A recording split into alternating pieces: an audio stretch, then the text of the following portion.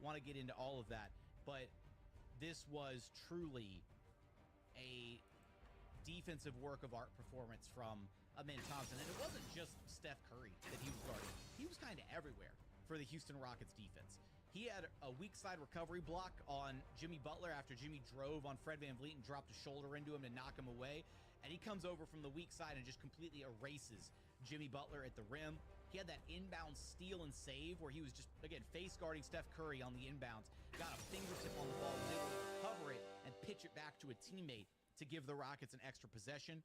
There was a play where Dillon Brooks, there was miscommunication because Dillon Brooks shouldn't have tried to switch onto Steph because Amin Thompson did not want to be switched off of Steph Curry at all costs. And it led to Jimmy Butler being wide open under the basket. And Amin Thompson was able to recognize the miscommunication and recover and get back in the picture in time to deflect the pass that would have led to an otherwise wide open Jimmy Butler under the basket. So making up for a mistake from DB on that possession. He had a play where he just straight up ripped Brandon Pajemski and went the other way for an insane finish at the rim with his left hand as he's like falling under the basket. I have no idea how he made that shot. He drew an offensive foul on Kevon Looney late in this game that led to Warriors turnover. He was fighting through a screen for Steph Curry. Just sheer determination to make it through that screen and to force Looney, to force the ref to blow the whistle for the offensive foul. And then on the final, I believe this was basically the final defensive play of the game before Steve Kerr waved the white flag and pulled the starters. But Steph Curry got the switch onto Jalen Green. And I want to, as an aside, Jalen Green had some phenomenal individual defense on Steph Curry in this game as well. He had a play where he just ripped Steph and then dove on the floor for the loose ball and then was able to get it pitched out the other way for the Rockets to go and attack and transition. But some great defense from Jalen. But on that final defensive play, Jalen was D'ing up on Steph. Steph tried to drive on him, and Amin Thompson dug in from the wing and forced Steph to dribble the ball off his own foot and turn it over. Again, one of his 4 turnovers on the evening. More turnovers than points for Steph Curry in this game. Amin Thompson is holding all-star guards just 40.7% shooting and only 25.6% from 3 so far this season via Stat Mamba. And I've got to say, look, he's the best perimeter defender in the NBA. Not later, not maybe in a couple years. Amin Thompson is the best perimeter defender in the NBA right now. He just clamped Steph Curry. He did it to SGA the other night. He did it to Luka last week. Even though the Rockets lost that game, he held Luka to a very pedestrian evening in that game, and he's been doing it all season long. He's the best defender on one of the best defenses in the NBA. I think he is a leading candidate for Defensive Player of the Year. I think he needs to be on the short list of names for DPOY, and voters need to recognize the sheer impact that he has on a night-to-night basis as the tip of the spear for this Houston Rockets defense. Rockets don't get this win without Amin Thompson completely eliminating Steph Curry from this game. Coming up, I want to talk about the game flow, want to get into the Alfred Sengun versus Draymond Green situation, as well as Jalen Green evolving as the Houston Rockets closer and more. We're going to get there in just one moment. First, today's episode is brought to you by Monarch Money. Look, you ever check your bank account and wonder, where did all my money go? Between dining out, online shopping, entertainment costs, it's really easy to lose track sometimes. That's where Monarch Money comes in, your personal CFO, giving you full visibility and control over your finances. Monarch Money isn't just a budgeting app. It's a complete financial command center. You can track all your accounts, investments, and spending in one place, so you can stop just managing your money and start building your wealth. When I started using Monarch, I was embarrassed when I realized just how much I was spending on food, honestly. Dining out, restaurants, fast food, food delivery, whatever. Now I budget smarter and save more. So take control of your finances with Monarch Money. Use code LOCKEDONNBA at monarchmoney.com for 50% off of your first year. That's monarchmoney.com. Code LOCKEDONNBA for half off your very first year. And continuing on here at Locked On Rockets, your daily podcast home for everything Houston Rockets basketball. All right, let's talk a little bit about Alfred Sengun versus Draymond Green, because my goodness, Alfie took a beating in this game from Draymond. Draymond gets away with more BS than any other player in the association. It's absolutely absurd what he can get away with. It started with Draymond trying to just being Draymond, I guess, trying to antagonize Shingun. Rockets are lining up for a sideline out of bounds play. And Draymond is just digging into Shingun, dropping elbows in his abdomen, in general, just trying to mess with him. And then he eventually flings an arm up, like an elbow forearm up towards Shingun's face, and it leads to a technical foul. And then he's barking and jawing and clapping at the refs afterwards. And if that had been any other player in the association, they would have been ejected, 2 technicals, get the hell out. But no, it's Draymond Green, so he gets 1 technical foul and the longest in the entire NBA. And then the refs should have knocked him out for that one, and they didn't. And then guess what happens? Later in the game, he receives a pass and leads directly into a layup attempt with Shingun going up and down vertically, defending at the rim, and he leads straight in with the tip of his elbow. And I don't care who you are, where you are. That is not a natural shooting motion. You don't lead in from that angle of the baseline where Draymond was trying to lay the ball up and in. You don't lead in with your off-arm elbow pointed out the way that he was at Shingun. He completely, not a basketball, absolutely dirty play by Draymond Green. Dirty play from a dirty player, and he should have been thrown out for that. And he still wasn't. Draymond Green finished the game with 5 personal fouls, a technical foul, and a flagrant foul. He literally racked up as many fouls in each category as you can get without being thrown out of the game. The most Draymond of all Draymond games. But Alper and Shingun did say that kind of the sequence with Draymond is what he felt was kind of the turning point of the game.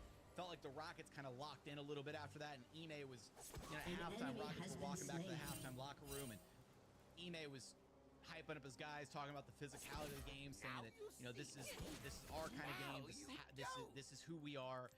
And he and Steph Curry got into it, were jawing back and forth a little bit. Ime said it was some friendly banter between he and Steph.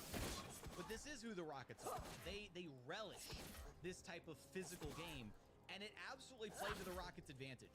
There were plenty of points. There were plenty of no calls going both ways. The refs decided that this was going to be a very, very physical affair, and that absolutely overwhelmingly favors the Rockets. They are the most physical team in the NBA. They love a good, physical, hard-nosed, muck it up, get it out of the mud kind of game. Absolute rock. And that's exactly what the Rockets did, and it played into their favor. Warriors were they were not getting the benefit of the doubt from the officials on calls that maybe would normally go their way, and you could tell it was getting to them. There was some frustration setting in throughout this game from guys like Steph, a little bit from Jimmy Butler. Guys were just all out of sync because they weren't ready for the physicality. How imposing the Rockets were in everything that they were doing. And Shingun didn't back down from Draymond either. I love that too. Like, Shingun started, after that whole situation with Draymond, and then later when he got clocked in the face, Shingun just started taking it straight to the Warriors. He was being so aggressive, and look, he struggled at the end of the day, only 7 of 17 shooting, and there were some moments, ill-advised moments offensively, led to some turnovers. It was not a perfect night for Shingun, but you appreciate the aggressiveness. You appreciate how aggressive he was rebounding the ball. 14 boards overall, 7 of them coming on the offensive glass, trying to keep plays alive. Just completely setting the tone from the interior out for Alper and Shingun. And also, some of the defensive stuff, right? Talked about it in segment 1, but jumping out and blitzing Steph Curry and trapping him on the perimeter, little things like that, played into Alper's game. And at the end of the day, the Rockets did enough to be able to pull away from this one. They had a 32-26 third quarter, and then in the fourth quarter is where things got a little dicey. At the top of the fourth quarter, the Rockets wound up having a bunch of turnovers all in a row. Alpi had a turnover, Jabari had a turnover, Holiday had a turnover. So 3 turnovers in less than 3 minutes at the top of the fourth quarter allowed the Warriors to kind of cut back into it. The Rockets took a 7-point lead into the fourth quarter, 83-76. And those 3 turnovers and some missed shots by the Rockets and some made shots by the Warriors basically led it to being a 1-possession game, 83-81. The Warriors went on a little a little 5-0 run to start the quarter. And then the Rockets were able to kind of slowly respond. They got some points back up on the board. They kept things moving just a little bit. And then Jalen Green stepped up in a really big way. And after Buddy Hield knocked down a 3 to make it a 7-point game again with about 6 minutes left, Jalen Green went on an absolute tear. He scored the next 10 straight points for the Rockets. First bucket coming off of a Jabari Smith Jr. offensive rebound. It was actually a Jalen Green missed 3. Jabari got the offensive rebound around the free throw line, and then Jalen cut in towards the rim, and Jabari pitched it off to him perfectly, and Jalen was able to go up and dunk it home for 2. So that was the first bucket in this 10-point stretch by Jalen.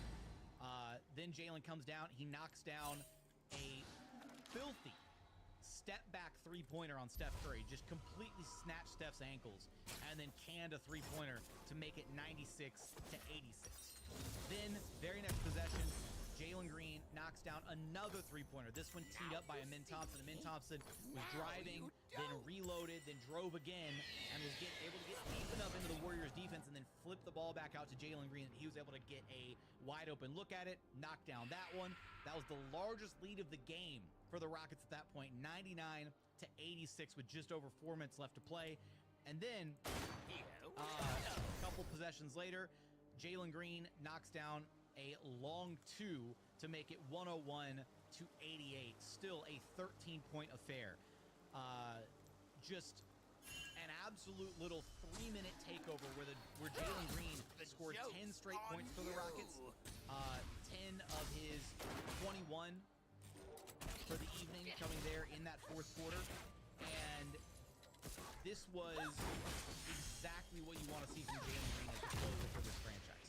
This is exactly what you want to see from him, taking over a game late when the Rockets needed buckets, when they needed to keep the scoreboard moving and just keep the Warriors at arm's length. They were able to do that. And Jalen Green knocked down some ridiculously tough buckets to be able to do that. And he has to be the Rockets closer. He does. There's going to be games where it's going to be Jalen. There's going to be games where it's going to be Jalen and Şengün. And there's going to be some games where it's going to be just Şengün. But the Rockets are at their deadliest when they can go through any of those 3 options. It's when none of those options are available. When Şengün's having a bad night and Jalen's having a bad night, you can't go to a 2-man game between them. And then you got to rely on Fred, or you got to rely on Dylan, or you got to rely on somebody else. That's when the Rockets are in trouble. But when Şengün has it going, he can be your closer. Jalen has it going, he can be your closer. And when those 2 guys are both going together, that's when you rely on the 2-man game. And then either one of them can be your closer. Pick your poison. But just a fantastic stretch by Jalen Green, who was having a relatively quiet night going into that fourth quarter, to be able to then take over that final frame on his way to his 21-point evening. Finished 9 of 19 shooting from the floor, 3 of 7 from downtown. Again, a couple of those threes coming in the fourth quarter. Had 3 rebounds, 5 assists, 2 steals, and a block shot. Did play some stellar defense on Steph Curry. And the way that he just kind of ran the show in this game, getting downhill, trying to pick apart the Warriors defense, making passes, making proper reads. Jalen Green continues to really impress as the lead guard for the Houston Rockets team. And at the end of the day, when he's able to make those big plays down the stretch, the Rockets can be a really, really hard team to beat in the playoffs. Coming up, I want to talk about some of the lineups and schemes that we saw Ime Udoka deploying in this game, as well as Jabari Smith Jr.'s huge impact off of the Rockets bench. We're going to get there in just one moment. First, today's episode is brought to you by FanDuel. The NBA playoffs are almost here, and FanDuel is giving new customers an incredible way to get in on the action. Right now, when you join FanDuel and place your first $5 bet, you get $250 in bonus bets if your bet wins. FanDuel makes betting so easy, whether it's picking your favorite team or diving into different player props. From three-pointers to steals to assists, FanDuel has so many ways to bet on your favorite player props. Plus, after the game tips off, you can combine live prop bets into a same-game parlay for a chance to win big. Just head on over to FanDuel.com and claim your $250 in bonus bets today. And final segment here at Locked On Rockets, your daily podcast home for everything Houston Rockets basketball. So Ime Udoka's been kind of settling into his playoff rotation rotation, more or less, and it's been the Rocket starters with, of course, the Aries, Tari, and Jabari coming off the Rockets bench, and then Steven Adams as well. It feels very much like that 8-man rotation is more or less going to be the Rockets' playoff rotation. Maybe some spot minutes here and there from Aaron Holiday, who did play 11 minutes in this game as the Rockets' kind of 9th man off the bench. But the different lineup permutations in these past 2 games in particular, first against the Thunder and now against the Warriors, we're seeing Ime Udoka find pockets in a given game to deploy both the double big lineup, which he used effectively in this game with Adams and Şengün out there at the same time, as well as the Jabari small ball at the 5 lineup, where you play Jabari at the 5 and you got this versatile switch everything defense, where you can guard 1 to 5, everything able to switch, and it really is supposed to be able to flatten out an opposing team's offense. But surprisingly, I actually thought the Rockets did much better with the double big lineups in this game than I would have thought they would have done against a Warriors team that moves the basketball as well as they do. But I realized one of the reasons that the double big lineup probably actually fared and looked a little bit better than the switch everything lineup. The best way to beat a switch is by slipping. And that's one of the things the Warriors are so adept at doing. They've been fantastic at doing it for years, is they slip their screens with the best of them. And when you have, God, voice crack. When you have guys like Steph Curry or shooters like Pajimski and Buddy Hield and different guys that you have to pay attention to on the perimeter, it makes it really, really easy to load up on those shooters and be overcommitted on a switch, and then giving up easy backdoor cuts to the rim, easy backdoor baskets, wide open layups on blown defensive coverages. And that happened a few times for the Rockets in this game. They didn't have too many of them, too many defensive lapses overall, but it happened enough times that there were a couple moments where you thought to yourself, okay, well, let's tighten up a little bit. Don't let too many more of those go, because giving up those easy backdoor plays and those easy layups and dunks right there at the rim, that's how the Warriors kill you. They have so many actions that you have to defend, so many different split route actions where you got to cover multiple shooters, and eventually there's just miscommunication. Somebody winds up wide open, or takes a wide open three, or wide open layup or dunk at the rim. And by and large, the Rockets did a solid job of doing worse in the minutes where Jabari was out there at the 5 and the Rockets relying on that switch everything, whereas when they were running the double big lineup, with each player kind of responsible for one area of the floor, it felt like the Rockets actually did an overall better job kind of sticking to an area and not necessarily losing sight of any of the Warriors players, to where they could kind of get behind the defense and be in position for a wide open shot at the rim. When you've got Steven Adams floating around the basket, as the fact that he's looking a little bit more springy and has been blocking some shots as of late, he actually did a good job as kind of that backline defense, and the Rockets' other players running that 2-3 zone did a really good job of pressuring, keeping the Warriors off of the three-point line. The Rockets did a phenomenal job defending the 3 in this game. Warriors only shot 37.2%, which is a respectable number, but based on how the Warriors want to play, like, it's not sustainable with how great the Rockets were at defending at the rim, limiting their own turnovers and preventing them from getting out running. Pretty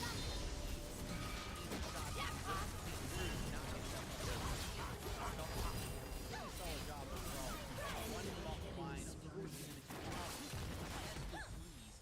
and really just taking away that whole element of what makes the game so deadly at times. So I like that Ime is exploring. I like that he's doing different things with different people out there. And I like that we're not seeing, this is just a game where we're only going to use the double big lineup. Oh, this is just a game where we're only going to use Jabari as the backup 5, and there's not going to be any Steven Adams minutes or Jock Landale or whatever.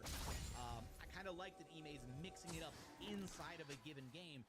Makes it certainly feel like it's harder for the opposing team to build a game plan for how they want to attack the Rockets defense, what they want to try and take away from them offensively, because the Rockets can change up their style at a moment's notice, going really big with Jabari all the way down at the 3, or going quote-unquote small with Jabari at the 5. And Jabari's overall impact in this game, he was so solid.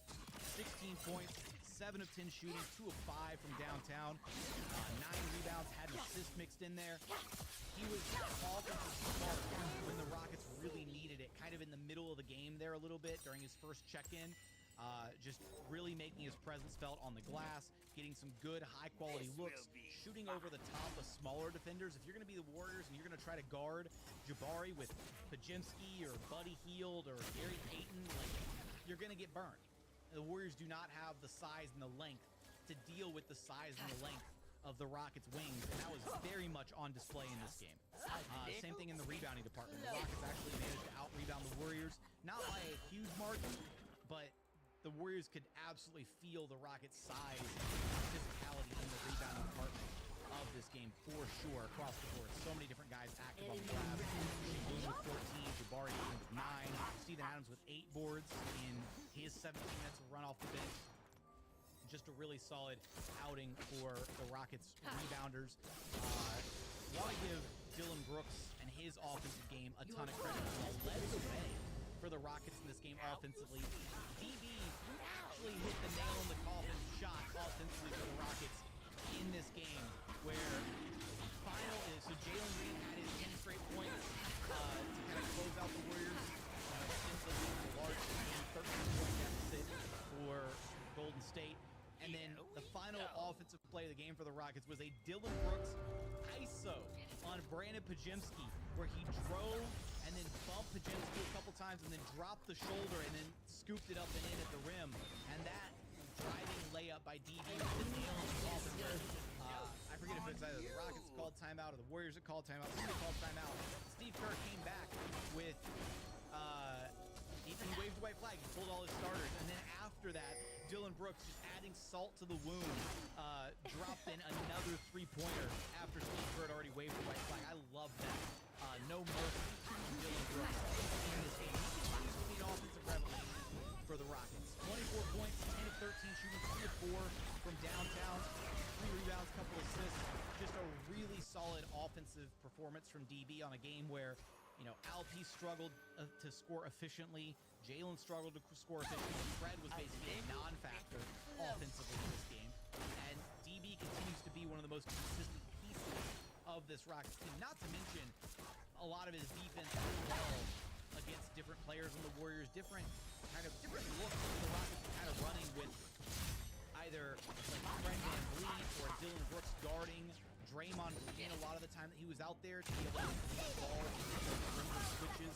Alperen Sengun was largely involved off-ball guarding guys like Moses Moody or Gary Payton II out on the perimeter.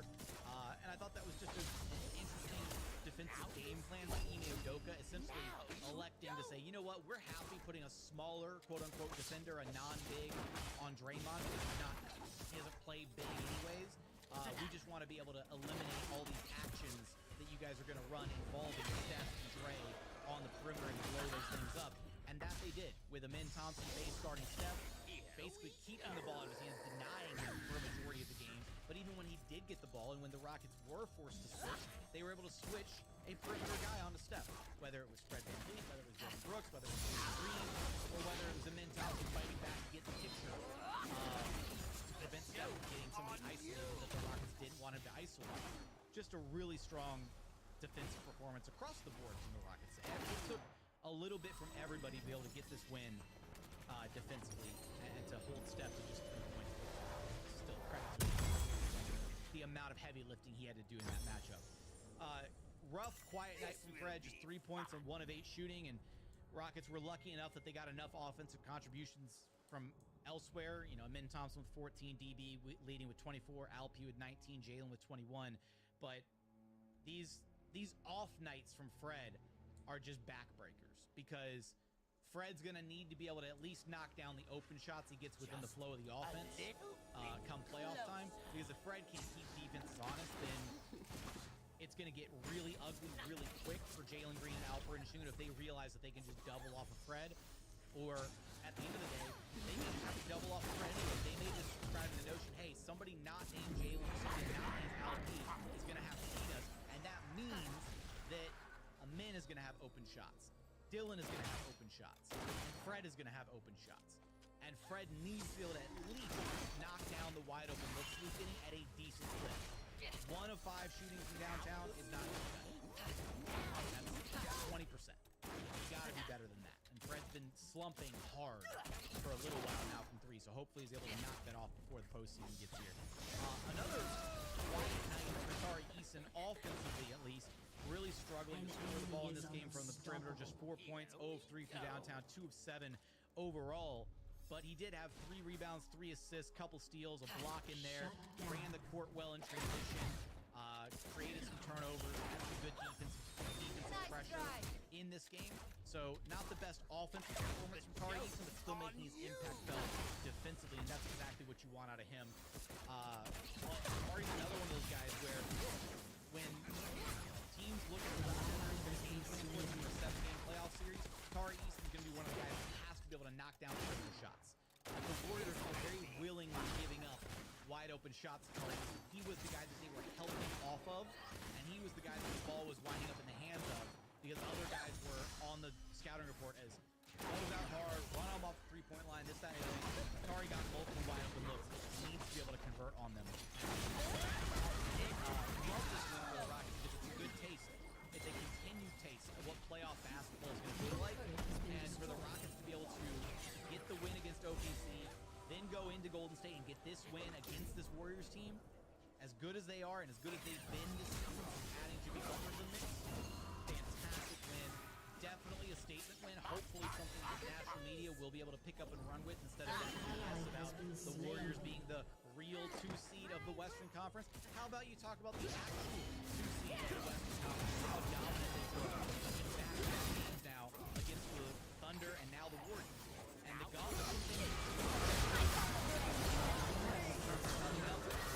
Deal with the Clippers next up on the schedule, and then they're going to have their rematch against the Lakers Wednesday and Friday, and then one more game after that at home against the Denver Nuggets to round things out. And look, the Rockets are now, their magic number is 1. They are 1 game away from clinching the 2 seed. They've officially clinched a top 4 seed, though. Or actually, I believe they've officially clinched a 2-3 spot. So the lowest that they can be in the Western Conference standings race is the 2 seed now, which is very exciting stuff. 1 more win or 1 more, I believe, Lakers loss, and it guarantees the Rockets get the 2 seed. Then TBD on whether or not they want to rest or relax over these last couple games, or if they're going to try hard to finish with the best record possible and make sure they get a good set of data points on the Clippers and the Nuggets heading into the postseason for additional scouting reports and all that kind of stuff to be able to game plan for those teams specifically in any postseason matchups that they have. But a huge win for the Rockets, a statement win, a defensive player of the year type game from Amin Thompson, great closing performance by Jalen Green, great resiliency by Alfred Shingu to deal with Draymond's antics and BS and respond throughout this deal with that. It's a great all-around win for the Rockets. I want your thoughts on this game. Let me know in the comments how you felt about this dub against the Warriors. Tell me your favorite moments from the game, all that good stuff. But as always, thank you so much for watching. Remember, the best way to help us grow our show is to listen every single day on a podcast platform that we're choosing. Like, comment, subscribe on YouTube. Also, check out our Locked On Rockets newsletter. But as always, thank you so much for watching. Thank you so much for listening. And we look forward to having you back right here at Locked On Rockets, your daily podcast home for everything Houston Rockets basketball. Now you don't.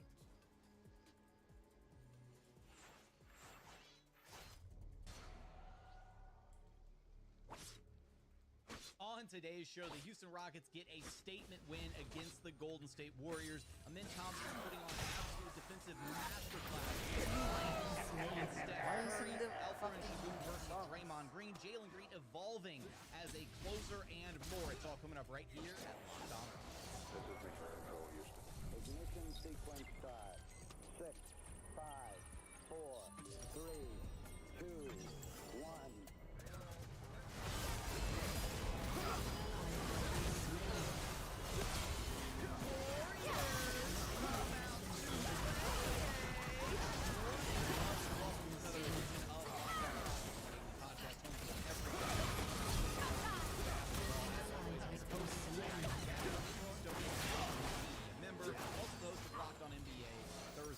Follow along wherever you listen to podcasts or on YouTube. Just search Locked On Rockets, where the best way you can help us grow our shows is to listen every single day on a podcast platform. Choosing like, comment, subscribe on YouTube. Also, check out our Locked On Rockets all of that support.